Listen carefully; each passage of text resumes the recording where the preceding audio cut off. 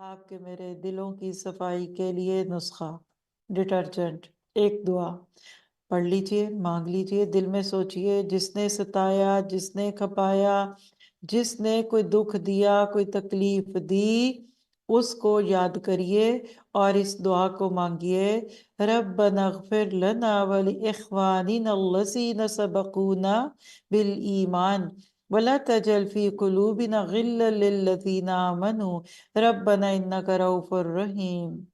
سب کو سوچئے ذہن میں جو برے لگتے ہیں، جنہوں نے ستایا، جو اس وقت بھی ستا رہے ہیں اور جو اگلی زندگی میں بھی ستائیں گے، سب کو پیش کی معافی دے دیجیے۔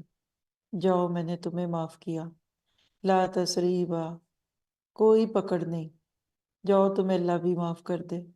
حقیقت یہ ہے کہ یہ جس نے اللہ کے رستے میں بھاگنا ہوتا ہے نا، اس کے پاس اتنا وقت نہیں ہوتا کہ وہ لوگوں کی باتیں یاد بھی رکھے اور پھر ان کا جواب بھی دے۔ آپ کی میری زندگی میں روڑے آئیں گے، پتھر آئیں گے، ان سے ٹکرائے بغیر اپنا راستہ بدلیں۔ لیکن اب اگر آپ کو شوق ہے نا قرآن سیکھنے کا اور پھر اس کے بعد سکھانے کا، تو پھر لوگوں سے الجھنا چھوڑ دیں۔ دل تو ہے، آتا بھی ہے، لیکن لڑوں گی نہیں، جواب دینا آتا ہے پر دوں گی نہیں۔ کیونکہ جو ہی ہم قرآن سے جڑتے ہیں نا، تو آپ کو پتا ہے کہ لوگ آپ کی ہر بات کو قرآن کے کھاتے میں ڈال دیتے ہیں۔ یہ سکھایا ہے تمہاری کتاب نے، اور آپ کے سارے جو باتیں ہوں گی نا وہ آپ کے استادوں کے نام پہ آ جائیں گی۔ یہ سکھاتی ہیں تمہاری ٹیچر۔ لگاؤں شکایت ان کو؟ پہلے ماں باپ کے تانے دیں گے، پھر استادوں کے دیتے ہیں۔